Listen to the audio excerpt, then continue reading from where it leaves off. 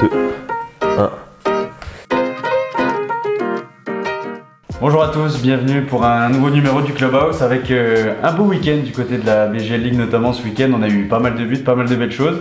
À mes côtés aujourd'hui, Tendai Michaud qui était notamment présent du côté du Swift. On a vu un match complètement dingue, on aura le temps d'en reparler. Comment ça va, Tendai? Ouais, bah ça va très bien, Avec des matchs comme ça, on est toujours heureux. Ouais, on s'est régalé et on s'est régalé aussi, je pense, du côté du Progrès à Pétange. Salut François. Ouais, salut. Comment ça va? Ça va, impeccable. Match important aussi. C'était l'autre finale. C'était l'autre finale pour la troisième place et la course à l'Europe. Et voilà, c'était intéressant à suivre également. On va en parler. À mes côtés, il était aussi avec nous du côté du Swift, Julien. Ouais, tout à fait, ouais. Salut Flo, salut les gars. Salut. Le J, tu as mis le col roulé? J'ai mis le col roulé. J'aime bien quand tu mets le col roulé. Bon, on va attaquer avec les résultats. Et puis, une fois n'est pas coutume, petit clin d'œil à nos amis de Lawrence-Weiler. Ça y est, ils sont enfin champions. Je pense que Lucas leur a porté la poisse la dernière fois quand il y allait pour le match du titre et ils n'ont pas gagné. On peut le dire. On va plus y retourner, c'est bon, on les Là, laisse. ils ont gagné 6-0 contre Prat Sertal Redange. 72 points, ça y est, c'est officiel. Énorme saison. Ils seront en promotion d'honneur l'année prochaine. Donc voilà, une belle équipe à suivre également la saison prochaine. Et puis justement, la promotion d'honneur, défaite de Bettembourg face à Steinzel. Bettembourg qui se bat pour monter tout simplement. Et qui fait un faux pas dans cette lutte pour la montée. Victoire 4-1 de Mersch avec le 25e but de Benjamin Brèche, qui caracole en tête du classement des buteurs. Victoire également samedi soir 4-1 de Chifflanche face à Bissen, qui caracole en tête avec désormais 4 points d'avance sur Bettembourg, qui prend un petit peu d'avance.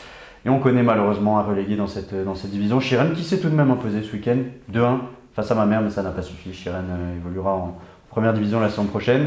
En BGL League, la victoire, donc je le disais, la belle victoire du Swift, 4-3, un match complètement dingue, un scénario complètement dingue. Differdange qui met fin à la série de Rosport, 4-0 pardon. Rosport qui est resté sur 3 victoires consécutives. Et au classement, ça c'est la surprise en bas de tableau. Et c'est là le plus dernier au classement avec sa victoire 2-0 face à 3-0 pardon. Face à la Jeunesse avec un but de Dan Damota. Ouais. Défaite d'Ostert face à Strassen, pardon. 2-0, Ostert qui est la nouvelle lanterne rouge. Puis Monderkange, Kergeng toujours concerné par le maintien malgré le match nul de Kergeng face à Mondorf. Et le Progrès, donc, je le disais, qui chasse maintenant même cette deuxième place du classement avec la défaite de Dulange. Le Progrès qui n'a plus que 3 points de retard sur cette deuxième place après cette victoire face à Pétange, François. Oui, victoire maîtrisée, 2-0. Le Progrès a globalement dominé cette rencontre avec beaucoup de maîtrise. La partie est restée ouverte en première mi-temps où il y a eu très peu d'occasions franches, à part une frappe de Tekela à la 12e, une bonne situation pour le Progrès à la 32e minute avec une reprise de filet qui part au-dessus et une grosse occasion quand même pour Pétange à la 47e avec une frappe de Pina Gomez qui oblige l'Attic à repousser sur son poteau. Mais c'est à peu près tout en termes d'occasions franches. Malgré tout, dès cette première mi-temps, on a senti qu'au fil des minutes, le Progrès posait le pied sur le ballon, avec notamment un énorme pressing en milieu de terrain qui a beaucoup gêné les sorties de balles de Pétange, qui a eu du mal à exister dans le camp adverse déjà dès la première mi-temps. Et puis le Progrès a fait la différence dès le retour des vestiaires, avec Filet qui marque son 18e but dès la 46e minute. Voilà, donc le Progrès prend l'avantage et va subir un nouveau tournant à la 56e minute avec l'exclusion de Steinmetz, qui se rend coupable d'un geste d'énervement après une faute de Muratovic. Pétange doit finir à 10, à partir de là c'est forcément plus compliqué, même si les Pétangeois ne baissent pas la tête, essayent quand même de continuer comme ils peuvent à se projeter vers l'avant. Mais d'Almeida met le deuxième but à la 67e sur penalty. Voilà, Pétange finira même à 9 avec l'exclusion de Marine Sarr à la fin après un deuxième carton jaune. Marianne Sarr, pardon. Donc voilà, globalement, Pétange a, surtout en deuxième mi-temps, vu les circonstances, a eu quand même du mal à exister dans le camp du Progrès. Et le Progrès a montré encore une fois beaucoup de maîtrise, beaucoup de solidité, de sang-froid, malgré 3 absences, et pas des moindres, puisque Karamoko, Mersch et Amofa étaient suspendus. Donc voilà, et puis avec le résultat au classement, ça met Pétange à 8 points.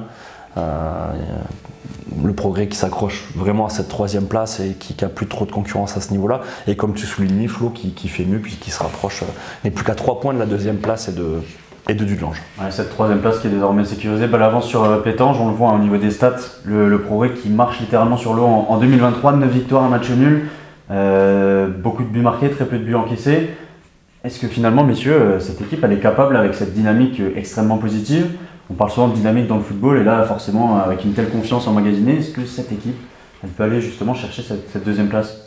Si on regarde la dynamique actuelle, si on regarde les résultats depuis la reprise, sachant qu'en effet, comme tu dis, 9 victoires et un match nul, une victoire en coupe. Une victoire en coupe également. Voilà, exactement, une victoire en coupe, et surtout une philosophie de jeu qui est bien définie. On sent que les joueurs sont vraiment réceptifs à ce que demande leur entraîneur Jeff Strasser. Ils ont la confiance avec eux.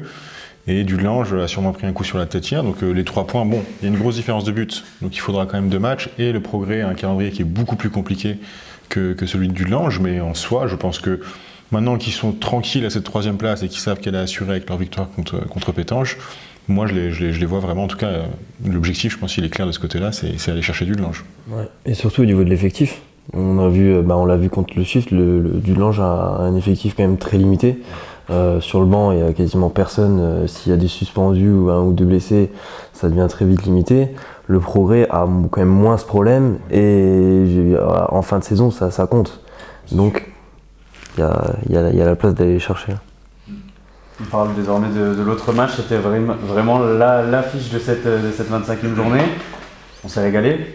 Tendai, un match complètement dingue, 4 buts à 3. C'est même difficile à décrire. Moi, j'étais en charge du live et j'ai quand même beaucoup rigolé quand j'ai regardé Julien qui essayait de faire le résumé et qui, toutes les 4 minutes, devait changer ce qu'il était en train d'écrire.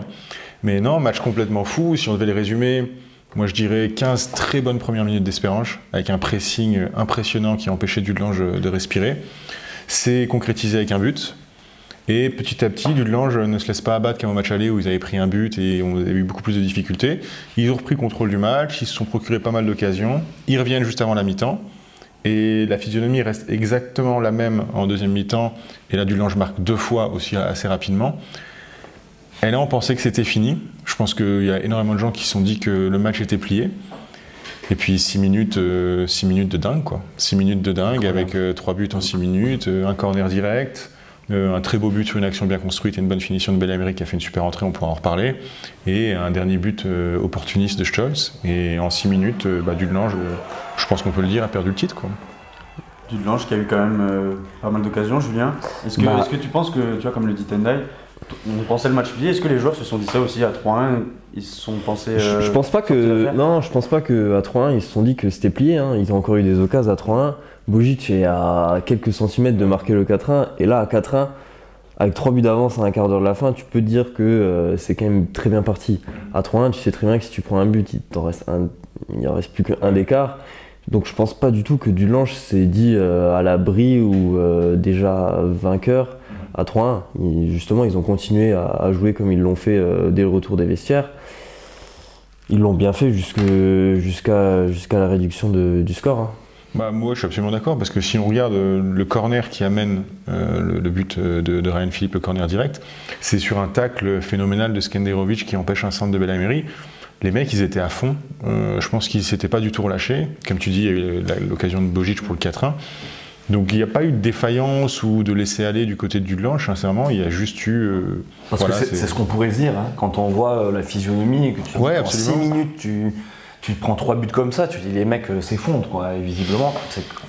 C'est pas ce que vous avez ressenti surtout que finalement, il y a Dudelange qui montrait un beau visage, mais il y a le Swift qui était complètement dépassé par le match et par l'enjeu. Ça paraît d'autant plus dingue, quoi. Et c'est vraiment le but de Ryan Philippe du coup sur le corner qui a tout relancé. Et qui les remet totalement. Et dès le but là, on a vu le match tourner à ce moment-là en fait. Tu sens à ce moment-là une fébrilité qui vient du côté de Dudelange ou c'est plutôt vraiment le Swift dès qu'il y a le but, on passe de mecs qui étaient un peu abattus, résignés, à mort de faim.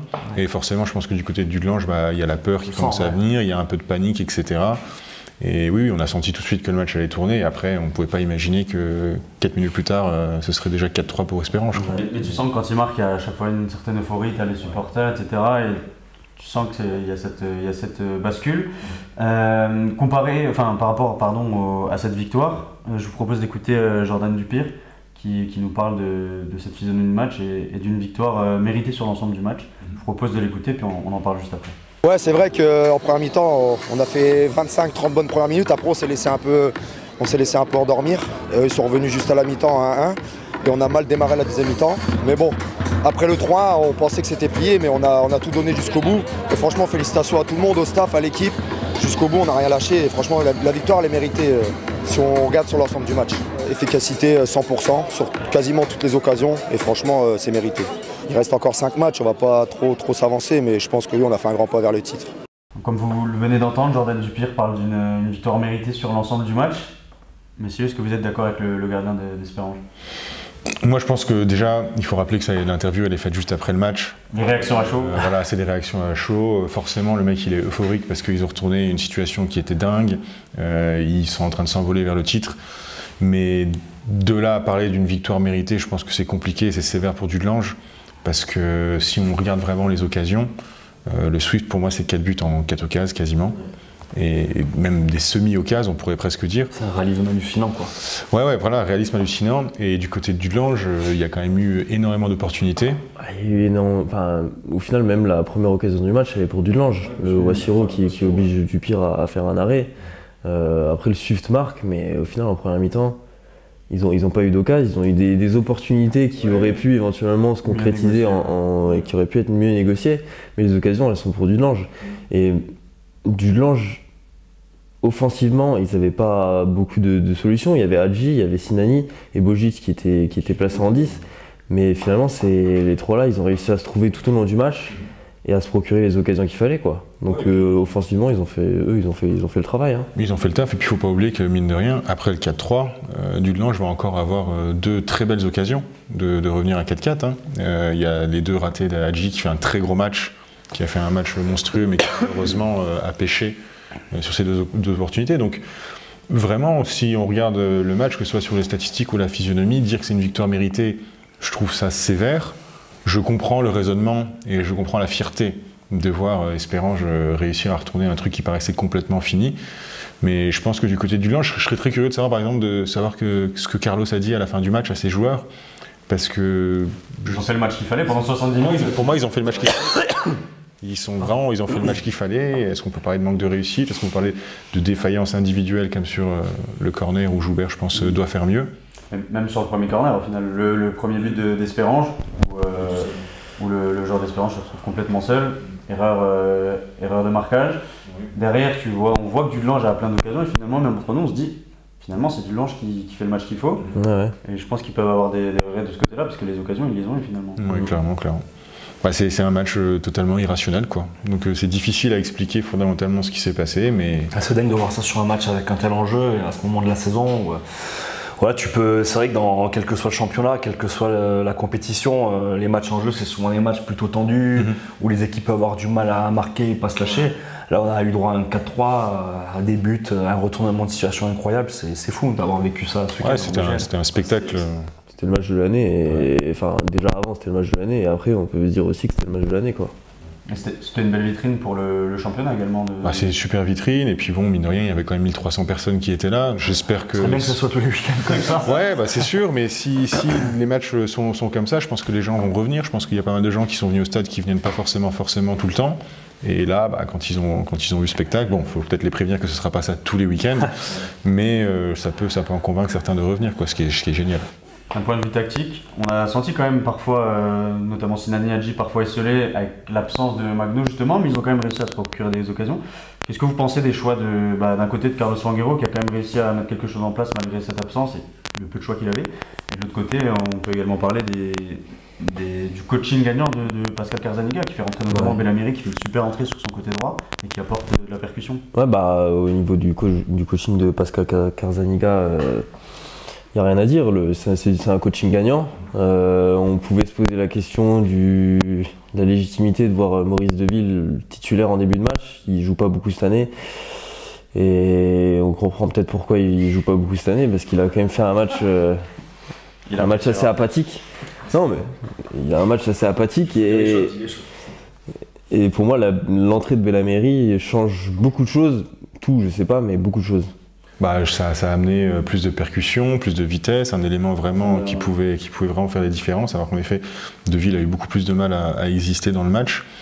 On peut se demander pourquoi il n'était pas titulaire en effet au début, mais bon, on va dire que le coach... Il était diminué, Bellamiri, il avait pris un coup sur le tendon d'Achille en coupe.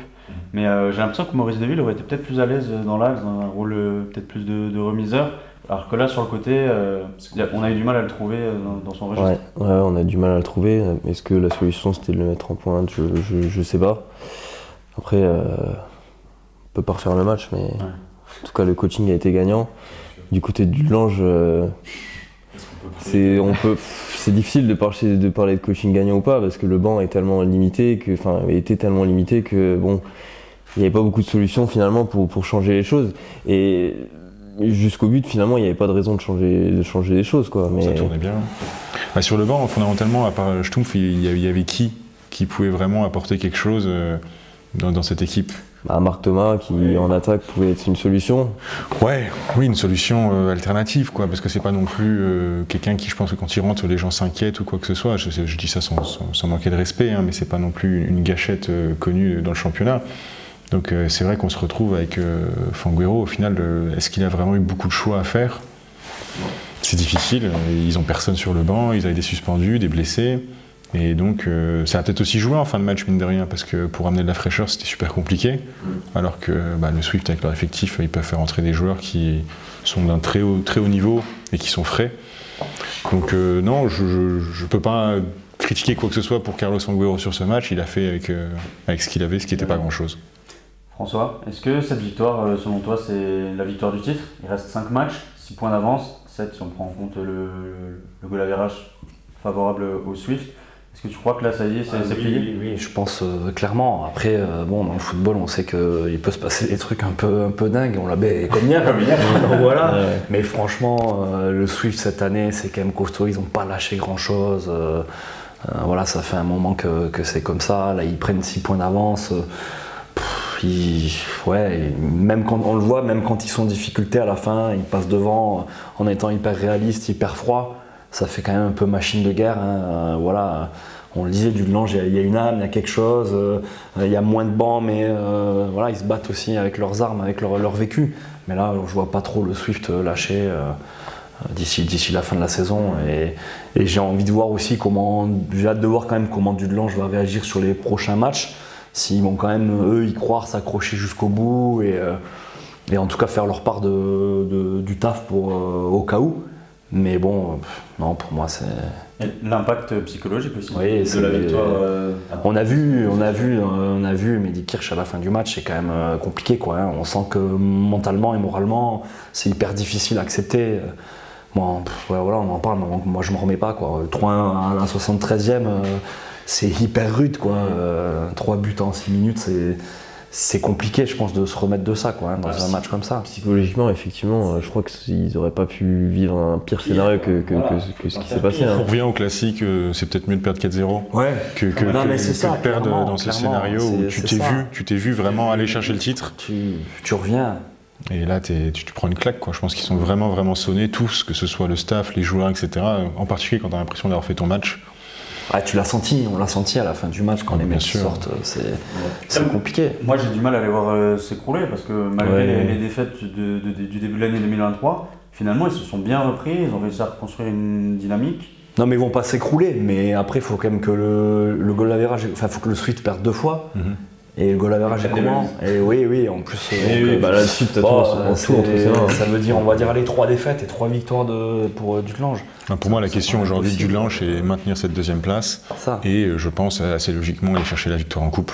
Je pense que ça va devenir l'objectif numéro 1, parce qu'on n'oublie pas que, mine de rien, une victoire en coupe, ça vous qualifie au second tour de Conference League, ce qui est quand même déjà assez intéressant. Donc je pense que le focus va être tourné vers ça et réussir à conserver la 2e place au championnat. Très bien, messieurs, je vous propose de se quitter avec les belles images de communion entre les supporters du Swift et les joueurs à la fin du match. C'était quelque chose. Quant à vous, je vous invite à nous laisser vos retours en commentaire, à vous abonner, à liker, puis à partager cette émission. Et voilà, on se quitte avec ces belles images de communion et on se dit à la semaine prochaine. Ciao. Ciao.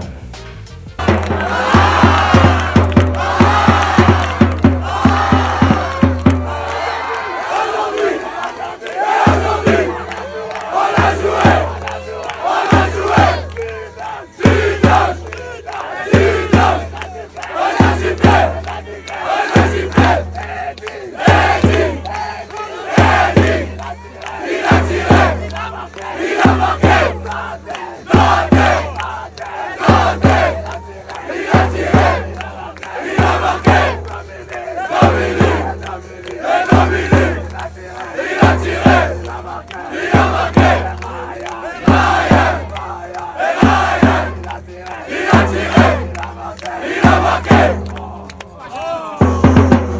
Est-ce qu'ils sont prêts? Descendez, descendez, descendez, est-ce qu'ils sont prêts?